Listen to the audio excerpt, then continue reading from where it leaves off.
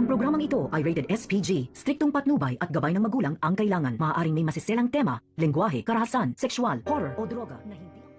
Mainit nga na tinanggap itong si Annalyn Santos sa muli niyang pagbabalik dito sa Apex Hospital. At dito naman na napayakap ng husto itong si Zoe dito kay Annalyn. Dahil sa ngayon ay may makakausap at may masasandalan na nga daw itong si Zoe. Yan naman ang sabi niya sa kanyang sarili. Dahil kinukuha nga ni Zoe ang loob dito ni Annalyn nang sa ganon ay may mapagsabihan siya ng kanyang mga problema.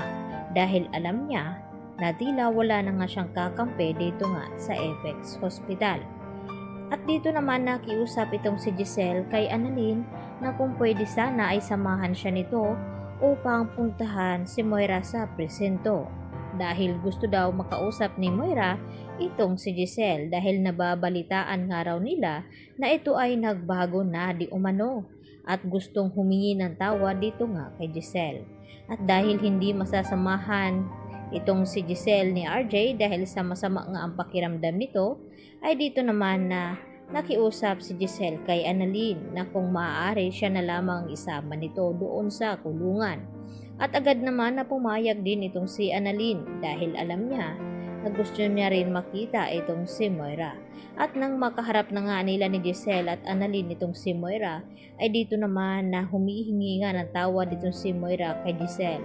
Subalit ang tugon dito ni Giselle sa kanya na hindi basta mapapatawa ni Giselle itong si Moira dahil abot hanggang langit ang galit niya nito, lalo pat siya ang sinisisi ni Giselle na kung bakit nasawi ang kanyang papa. At dito na sumagot si Moira kay Giselle na kung pwede sanang lumuhod siya upang mapatawad lamang siya dito ni Giselle.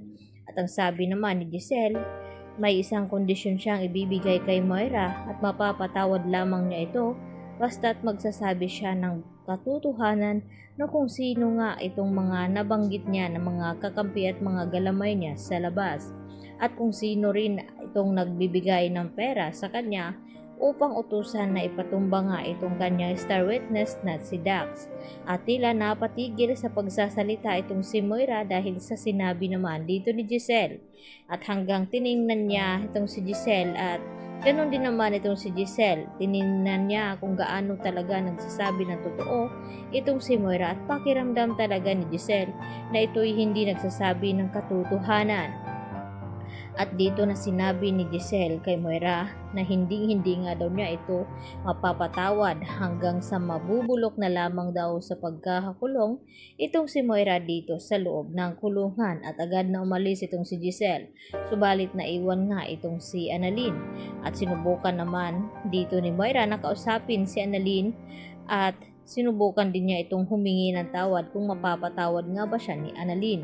At ang sagot dito ni Annalyn na hindi pa daw siya handa na patawarin itong si Moira sa ngayon dahil sa dami nga naman ng mga kasalanan ni Moira ay mahirap nga naman ito mapapatawad lalo pat malaki ang kasalanan niya dito nga sa ina ni Annalyn na si Lynette.